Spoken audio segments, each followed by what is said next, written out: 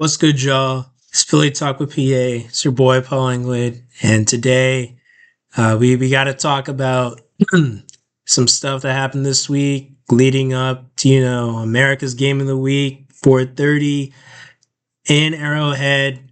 The Birds taking on Mahomes again. We got to talk about some stuff. Obviously, Tank Bigsby. That was a big trade. Will Shipley injury in the Dallas game. I think those ribs are going to keep him out for a while. If Howie's willing to go out and give up that draft capital for a guy to take Bixby that looked better than Travis Etienne last year in Jacksonville. Talking about a guy led his team, I believe, in rushing 2024 Jacksonville Jaguars. And then a guy, I think most importantly, he's more that bruising running back that he's going to take, I think, more carries on those third, fourth, and shorts. So Saquon won't really have to take that much of the load, even with, a really talented guy and Will Shipley going down. So I really like that Tank Bigsby trade. Obviously, you're going into a Chiefs team that last time we played them, Spagnuolo, defensive coordinator, was like, we will stop the run. Like if Jalen Hurts throws it all over the field and beats us, which he did, burns him, cooked him up, then I'll go to the middle of the field after the game, shake your hand, and say good game, good luck to you next season. But what he wasn't going to do was let Saquon run roughshod all over them, which, didn't happen. Saquon, I think, was 15 carries, 57 yards, something like that. But I really like this Tank Bigsby trade. Talking about the guy that also is pretty good in the screen game, which Kevin Patula, hopefully we do a little less of that. Oh, it wasn't bad on second and third down situations. But Kevin Patullo, I think he's going to have a bounce back game. Obviously, this is against one of the best defensive minds the NFL has ever seen, Steve Spagnuolo. But I think he's going to get A.J. Brown. You got to get A.J. involved early. Talking about a Chiefs secondary that's, aside from Trent McDuffie, Jalen Watson, he's nice at times, but the safeties, they're not really flashing off the screen to you. The linebackers, Nick Bolton, he's a nice backer. I always feel like he was a little overrated because he's on the Chiefs, and when you're on a popular team, people tend to, overhype you. We see that every year with the Cowboys. But that Chiefs defense, they're going to be stacking the box. I'm looking at a Chiefs secondary that they can't hang with AJ. We literally saw in the Super, they can't hang with Devontae. They can't hang with Jihaad. Obviously, John Mechie, Darius Cooper as well. We'll get some snaps. So we'll see what happens. But I'm expecting a heavy passing game called by Kevin Patullo this weekend. I just think that you have guys that talented. I'm sure behind closed doors, people, the offense is like, hey, we got to get 11, 6. We got to give him the ball. Goddard, obviously, I think he's going to do really well. He might not play. I think it's a nagging knee or ankle. So he may or may not suit up. But Calcaterra, I believe, is completely capable of picking up the slack. Obviously, Chris Jones, somebody to worry about. Karlaftis, I'm not really too worried about Karlaftis going up against Lane Johnson. And then on the other side, I don't even know who the other edge rusher is, to be honest with you, on the Chiefs. But you've got Chris Jones, you've got Karlaftis. I think Nadi is still on the team at the other nose tackle position. So it's going to be a really good run defense, I think, for the Chiefs. They're going to be stacking the box. Tranquil, Nick Bolton, other guys. So we'll see what happens with the running game, but I expect the Eagles to have a heavy passing attack this Sunday. Now we got to talk about it. Obviously, the Eagles, I still feel But preseason, I actually thought the Baltimore Ravens were the most complete team in the NFL. But after week one, not so sure. Even so, we got to talk about it. Adoree Jackson, Xavier Worthy is out for the foreseeable future. I think it's like 7 weeks, 7 or 8 weeks. He's out. He's going to be out. There's no Rashee Rice, obviously, off the field issues. If this man, Adoree Jackson, gets beat by Juju Smith-Schuster, it's gonna be he might get cut. Like, I know it's only week 2. I know that like he's a veteran. Like, people like let him get his feet from under him. But similar to Marshawn Lattimore, that y'all saw him in Washington in the game yesterday. I don't think Adoree. I think his best years are behind him when he was in Tennessee. He had that one good, decent year on the Giants, his first year in New York. But if this man gets beat by Juju, because that's who's it. They're gonna probably put Quinion on Hollywood because he's the most like versatile, athletic receiver.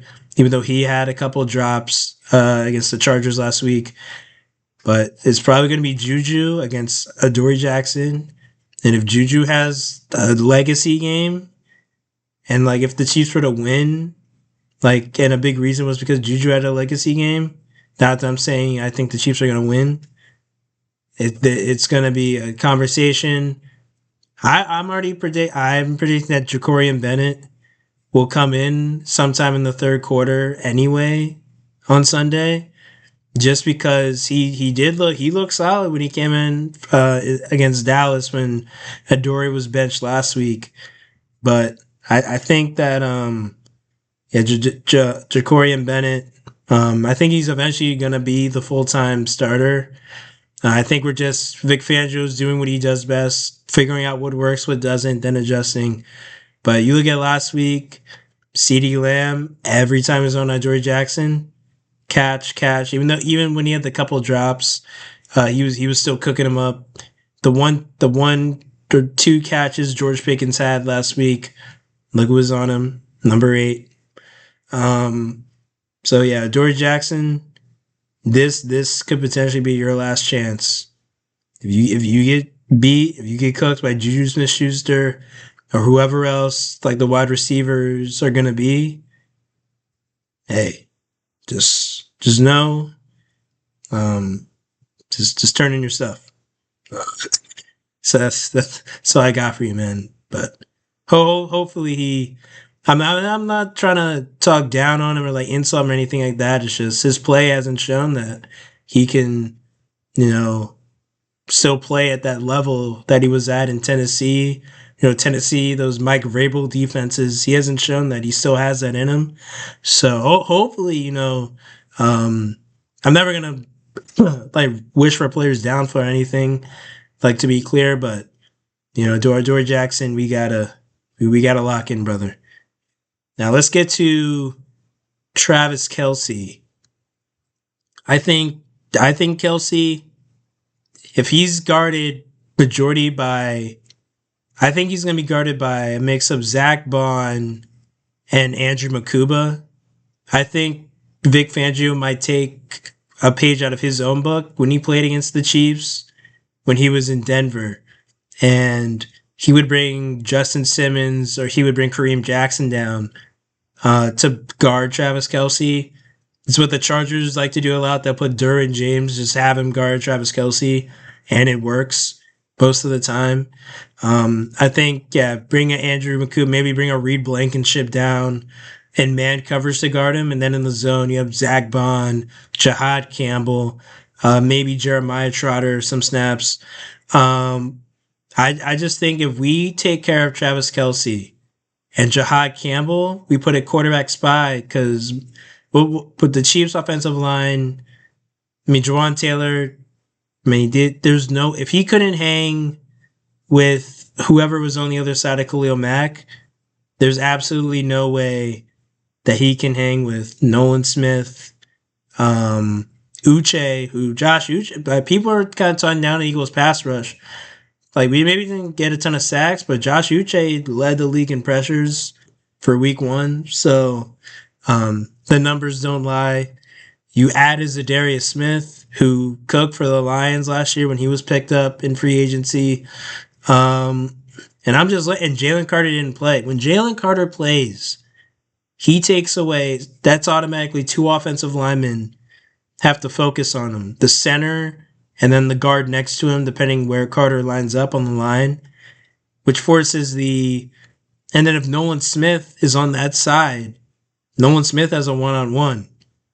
There was a bunch of times the Cowboys were doubling Nolan Smith because Carter wasn't playing, and you could focus on these other guys. Now Carter attracts that double team. Nolan Smith one-on-one with Jawan Taylor. Like, we just saw this in the Super Bowl.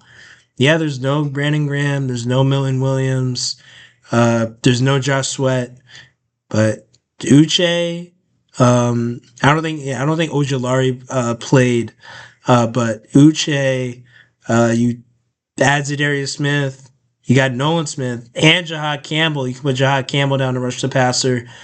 I think it's going to be a rough day for the Chiefs offensive line. And if Jihaad Campbell is put as a spy on my homeboy,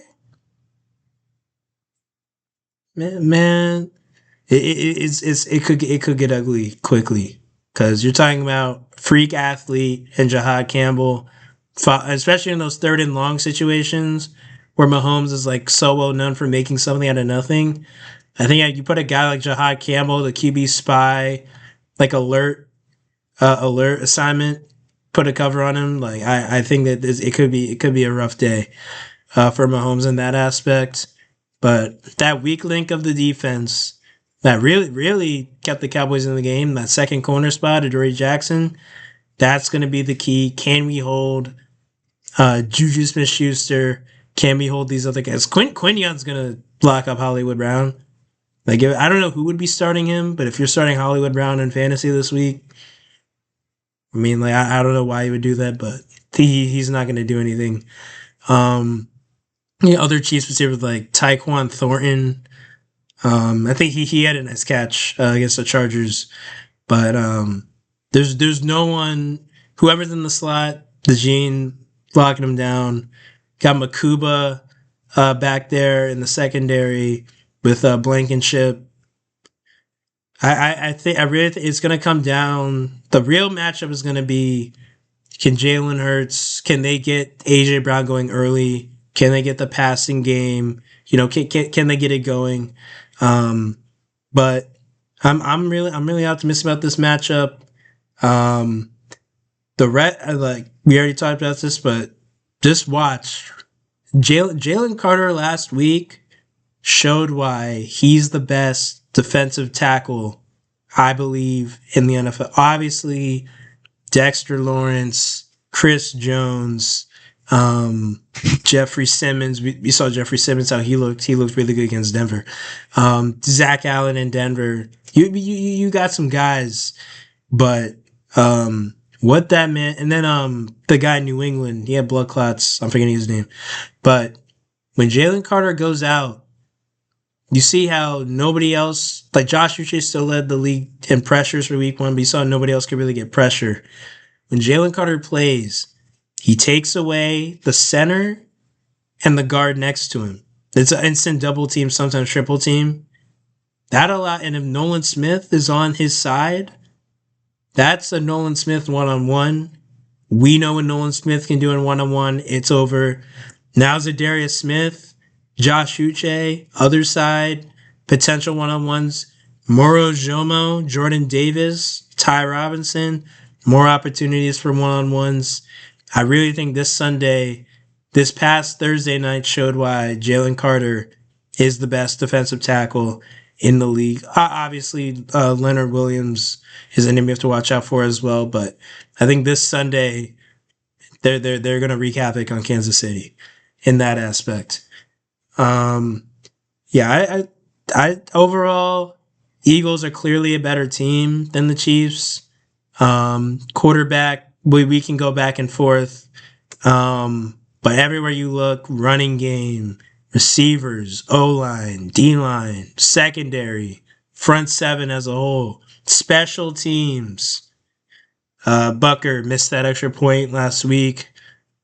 Didn't really cost the Chiefs the game because it wasn't like really in reach at the end. But the special team, Braden Mann, best punter in the league. You're talking about the guy that can boot it from his own end zone, 75 yards, and then with that bounce, trickle all the way down to the 10-yard line. That's what he can do. So, next Sunday, this is going to be a really exciting matchup. Prediction, I'm going to go respectfully. I'm going to go Eagles. Eagles 28, Chiefs 17. I think it's going to be similar to the Chargers game, like the way we're going to play, where we can have like a solid running game going, but the Chargers didn't really have a solid running game going. They obviously, Herbert able, because that Chiefs secondary is not that good, aside from McDuffie, who hasn't looked his best self. But that's another discussion for another day. But you saw Herbert spraying it all over the field. Quentin Johnston finally learned how to catch the ball. He had a couple of tuds. Ladarius McConkey, obviously, he's going to cook up. And other guys filling in. But, yeah, it's your boy, Philly Talk with PA.